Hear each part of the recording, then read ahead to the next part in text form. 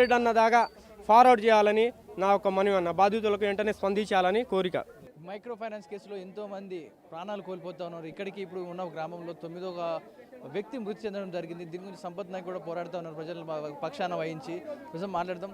సుమారుగా 9వ వ్యక్తి అంటూ ఉన్నారు. మరి ఇంతమందిని ఆశ పెట్టి ఎలా వసూలు చేస్తూ ఉన్నాడు? మరి వీరికి న్యాయం జరుగుద్దా లేకపోతే ఇలాగే మరణాలు కంటిన్యూ అవుతాయి అంటారా?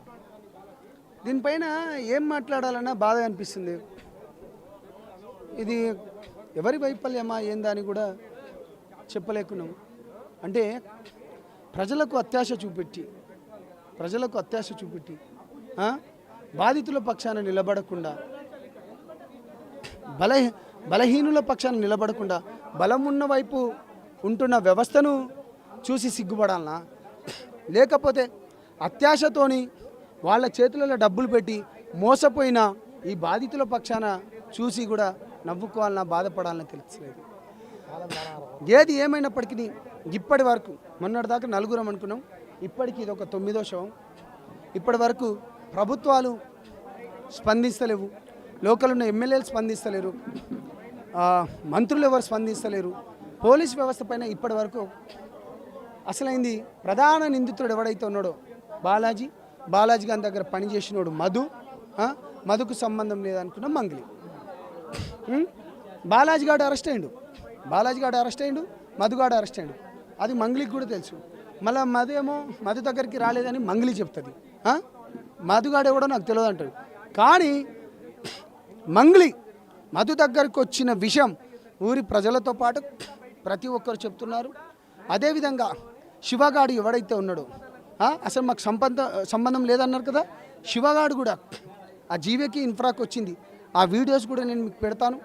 దాని తర్వాత ఒక మాజీ మంత్రి మనవడి దగ్గరికి వెళ్ళిపోయి కూడా 80 లక్షలు తీసుకొని వచ్చింది. ఆ ఆడియో కూడా నేను రిలీజ్ చేశాను. ఇన్ని సంబంధాలు ఉంది. తను మంగ్లీ గారు ఎవరైతే ఉన్నారో దీనిలో హేమకాంత్ రెడ్డి, మధు, దాని తర్వాత అభిషేక్ గాని వాని వయసు 22 ఏళ్ళు 23 ఏళ్ళు. ఎన్ని ఫార్చునర్ వాని పని చేసిన పని ఏంది? వాని ఫాదర్ ఏం చేస్తాడు? వానికి ఉండేదేంది? అంటే నేనేమంటున్నానంటే ఆశ పెట్టించి పేద బిడ్డలను నమ్మించి ఇక్కడ గొంతు కోసిండ్రు. పోలీసులు ఉన్నా కానీ ఏం చేయలేకపోతున్నారు. 60 కేసులని మంగ్లీ పైన చిన్న కామెంట్ పెడితే మీరు 3 గంటలలో తీసుకొచ్చినాయి. ఇంత పెద్ద చీటింగ్ జరుగుతుంది. మీరు ప్రజల పక్షాన నిలబడరా?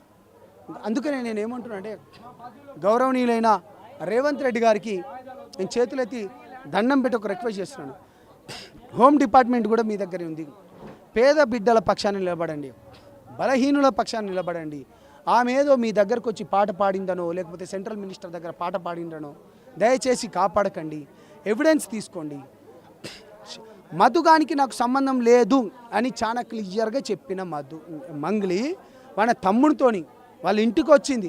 ఆ ఫోటో ఇంటికి వచ్చిందట. 70 కిలోమీటర్లు అండి మిర్యాలగూడకు. ఇక్కడ సింగిల్ రోడ్డు. మీ మీడియా ఛానల్నే కదా నేను ఇలా హైదరాబాద్ నుంచి తీసుకొచ్చిన. ఆ రోడ్డు ఏమైనా వచ్చేటట్టు ఉందా? ఒక ఫ్యాన్ అనుకున్న సెలబ్రిటీ రాత్రి 12-11 గంటలకు వస్తుందా? అది కూడా సింగిల్ రోడ్లోనా? ఎక్కడెక్కడ కాల్ డాటా తీస్తే తెలియదా? ఇంకెంతమంది చావాలి? అండ్ ఇంకోటి మీ ఆర్టీవీ ద్వారా చేస్తున్నా, ఎక్స్క్లూజివ్ పెట్టుకోండి. ఎక్స్క్లూజివ్ సూర్యాపేట లీడర్ ఒకడు చాలా క్లియర్గా ఆర్టీవీకి చెప్తున్నా. బాలాజీ గాడు బయటికి వచ్చిన తర్వాత సూర్యాపేట లీడర్ ఒకడు వాడిని కాపాడుతున్నాడు. వాని అల్లునితోనే మొత్తం సెటిల్మెంట్లు చేపిస్తున్నాడట. బాజాబ్తాగా చెప్తున్నా, భూములు మొత్తం బిడ్డాను దొరుకుతావు, బాజాబ్తాగా దొరుకుతావు. అన్ని రోజులు నీవే కావు. సూర్యాపేట లీడర్ నేను చాలా క్లియర్గా చెప్తున్నా. మీ అల్లుడు ఎవరైతే ఉన్నారో చాలా క్లియర్గా బాధితుల పక్షాన్ని నిలబడండి. చచ్చిపోతున్నారు జనాలు. అరే రక్తపు కూడు తిని మీ పిల్లలేం బాగుపడతారా? రక్తపు కూడు తిని మీ పిల్లలేం బాగుపడతారు, మీరేం బాగుపడతారు? సిగ్గుండాలి. మళ్ళీ ప్రజాప్రతినిధులు అనుకుంటూ మళ్ళీ లీడర్లు అనుకొని తిరుగుతారా? సిగ్గుపడండి. నేను ఒకటే చెప్తున్నాను, బాధితుల పక్షాన్ని నిలబడదాం, వాళ్ళకు అండగా నిలబడాలని కోరుకుంటూ ఈ విషయంలో రాష్ట్ర ప్రభుత్వాన్ని వెంటనే స్పందించాల్సిందిగా కోరుతున్నాను. ఒక్కొక్కరి గాథ వింటూ ఉంటే కన్నీరు వస్తూ ఉంది. ఎందుకంటే పైసా పైసా కూడబెట్టుకొని ఇటు వారి బ్రతికేదో వారు బ్రతుకుతున్న సందర్భంలో ఒక వ్యక్తి బయట నుంచి వచ్చిన వ్యక్తి కాదు, వీరి మధ్యలో ఉండి వీరి కుటుంబ సభ్యులు ఇటు బాబాయ్ వర్సు, అన్న వర్సు, ఇటు పిన్ని వర్సు అయ్యే ప్రతి ఒక్కరిని కూడా ట్రాప్ చేసి చుట్టాల దగ్గర నుంచి, నమ్మిన వాళ్ళ దగ్గర నుంచి లక్షలు గుంజడం జరిగింది. ఇటు అధిక వడ్డీ వస్తుందన్న ఆశతో అందరూ కూడా బయట నుంచి అప్పులు తెచ్చి మరీ అతని చేతిలో పెట్టారు. అంటే మన ఇంట్లో ఉన్న సంపద తీసి ఇంకోటి చేతిలో, మన రూల్ ఇంకోటి చేతిలో పెట్టినట్టు మొత్తానికి నమ్మి సర్వస్వం ఇటు వీరి చేతిలో ఉంది 5-6 లక్షల డబ్బులే, 10 లక్షలు అనుకోండి, బయట నుంచి సుమారు 30-40 లక్షలు చుట్టాల దగ్గర నుంచి ఆ పెట్టుబడులు పెట్టించారు. ఇటు అప్పులు తీర్చాలన్నా కూడా వీళ్ళు పొలాలు ఇల్లులు అమ్మినా కూడా సరిపోవంట. ఇటు కంప్లీట్గా జీరో సిచ్యువేషన్కి వచ్చాం. ఇక చనిపోవడం తప్ప, అది తలుచుకున్నప్పుడల్లా గుర్తు తెచ్చుకొని గుండాకి చనిపోవడం తప్ప మాకు వేరే మార్గం లేదు.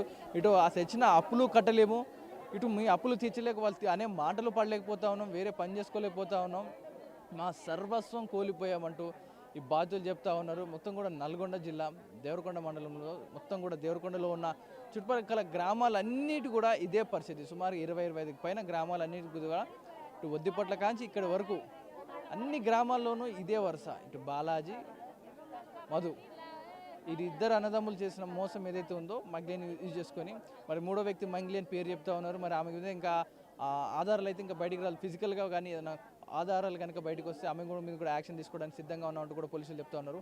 బాధితులు మాత్రం మంగ్లీ పేరు చెప్పాకే మేము అధికంగా డబ్బులు ఇచ్చాం, అప్పటి వరకు నమ్మలేదు, మంగ్లీ మా ఊరికి వచ్చి వెళ్ళాక మేము డబ్బులు ఇచ్చామని చెప్తా ఉన్నారు.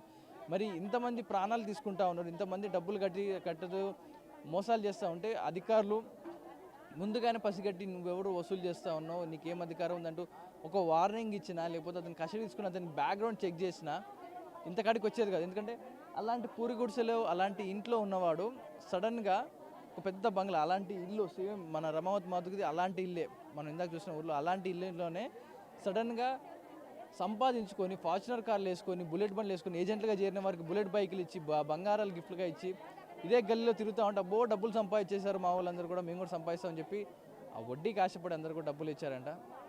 మరి ఇంత ఆశ చూపించినారు, ఒక సడన్గా ఒక వ్యక్తి వచ్చి ఇంత హైఫై చూపిస్తున్నాడు, మరి ఇతనిపై ఎందుకు నిఘా పెట్టలేకపోతా ఉన్నారు?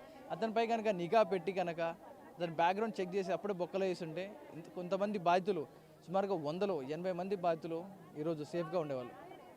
ముమ్మాటికి ఇది అధికార నిర్లక్ష్యంగానే కనిపిస్తుంది. లోకల్ పోలీసులు కూడా నమ్మి ఇందులో ఇన్వెస్ట్ చేయడమే పెద్ద తప్పుగా కనిపిస్తోంది. మరి చూస్తున్న మీకేమనిపిస్తుంది?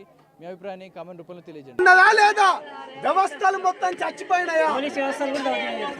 మంగ్లీ పైన చిన్న పాట పాడినందుకు వాడిని ఎవన్నో 3 గంటలల్లో తీసుకొచ్చిండ్రా, శవాలు లేస్తున్నాయిరా. నా తమ్ముడు చెప్పినట్టు ఇప్పుడు ఏదైతే ఉందో నిన్నటి దాకా 4 అనుకున్నాం, ఇప్పుడు 9 అయింది. ఇంకో 6 నెలల అవి 100 దాటుతాయిరా. మీకేమాత్రం చిత్తశుద్ధి ఉంటే రండి, నిలబడండి. ఎవడెవడైతే జాతి పెద్దలు అనుకొని నాకు ఎవడెవడైతే కాల్ చేసిండ్రో ఈ శవాలను చూసి మాట్లాడండి రా. మానవత్వం లేదారా మీకు? నిన్నరా అమెరికా నుంచి నువ్వు కాల్ చేసినోడా, నువ్వేమంటావు? మంగ్లీ చేసిందా అదన్నా? అరే మంగ్లీ